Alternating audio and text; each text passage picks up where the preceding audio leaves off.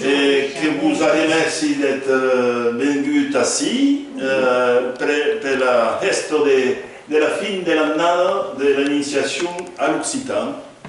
On conclut l'année d'initiation à l'Occitan, dans le cadre de cette initiation Occitan, qui a été montée en fait grâce à un petit financement de la pastorale. La pastorale, grâce à Nadao, voilà, chaque année, nous faisons des petits concerts dans les églises autour de la première semaine, deuxième semaine de décembre. Je pense que cette année, nous renouvellerons vraisemblablement la pastorale. Enfin, tout ça, c'est surtout basé sur notre ami Michel Mafram Nadao. Voilà, alors, donc ce soir, nous nous sommes réunis tout simplement, voilà, pour on finit avec un petit cross-tête chaque année, mais l'année dernière c'était le jeu de quilles à Montauban, et cette année nous avons décidé de mettre à l'honneur et de venir écouter Marie-Madeleine, qui va nous conter la légende de Saint-Aventin.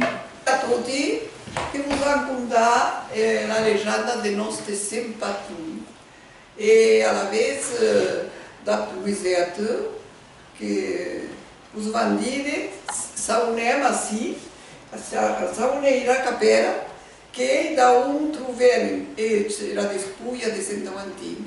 Brau, alors, je commence ça? Oui, oui, oui. Brau, il y a eu un troupette de vaques qui venaient, et primer, quand il commençait par la mangietta, la vache. Per la mangietta. Che è della Tour de Castelblanca, che sautec a un reposoir, che gli attio che sautec Saint-Aventin da salvare la vita. Mais en arrivat io, e mi moro, che la seguie, e attio che la decapité. E cá, e mesmo que puget bem que aussi. E attio que estec enterrat. E que não tem sapres, que brau, que tu tem crudau e attio e cruzau e sem saber, que finiram pedido me jacau carrem. A la vez que descobriram era o depuia, só que demorava de Saint-Aventin.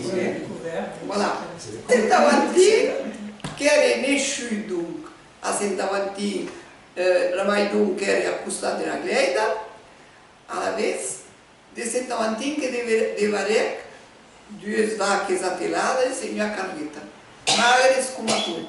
Era bateguei, carne dois bueus enormes, da biago grossa carneta, e que carregaram de caminho era a despulha de Saint-Aventin.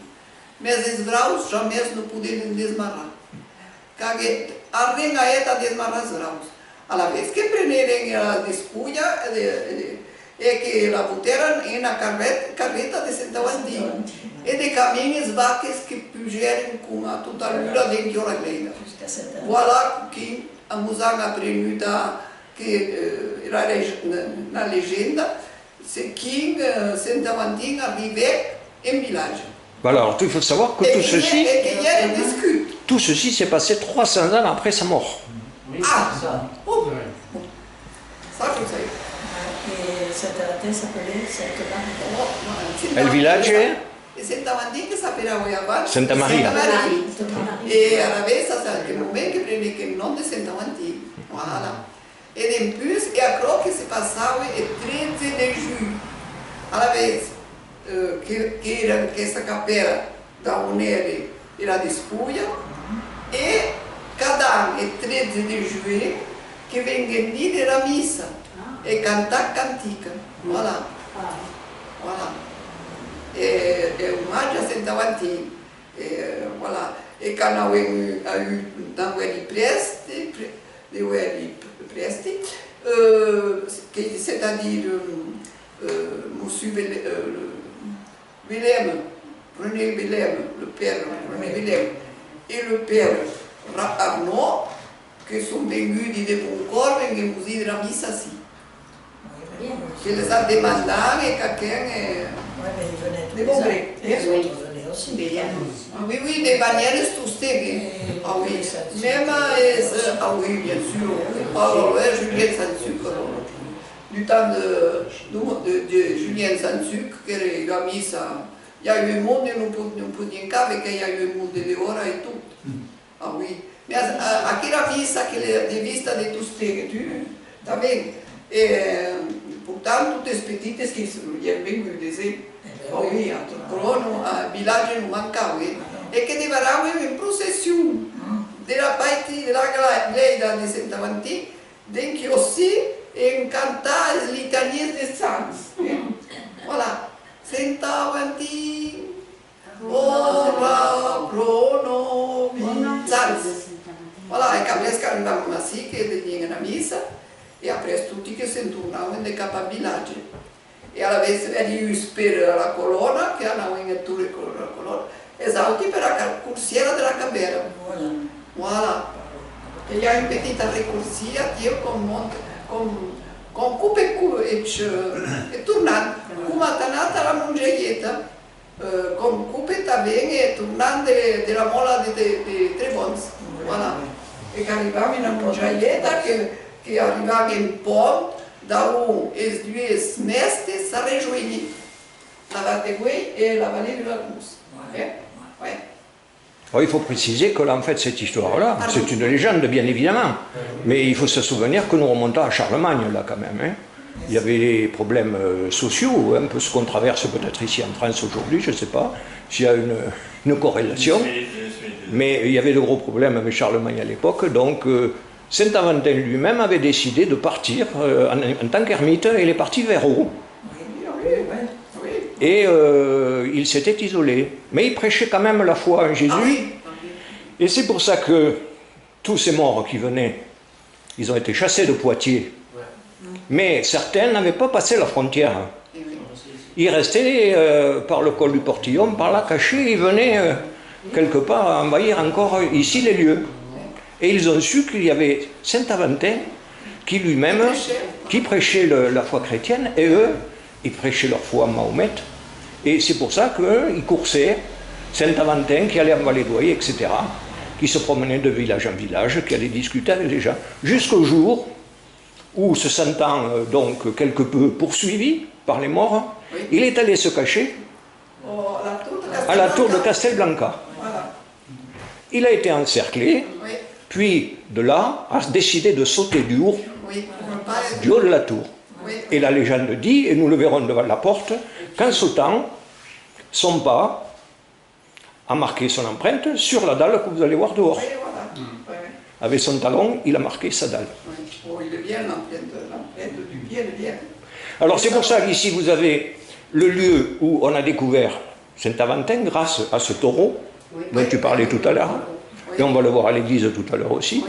Mais finalement, et ce qu'il faut savoir, qu'il y a un mausolée qui a été monté donc un peu plus bas, là où il fut sacrifié, c'est-à-dire que les morts l'ont attaqué, ils lui ont tranché la tête, comme ils savent le faire.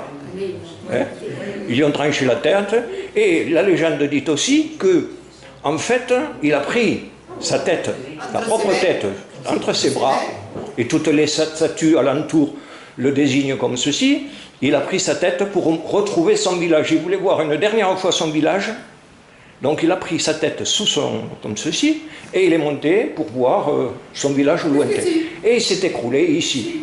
Mais le pire, c'est que les morts souhaitaient, en plus, profiter de l'occasion pour profaner le corps.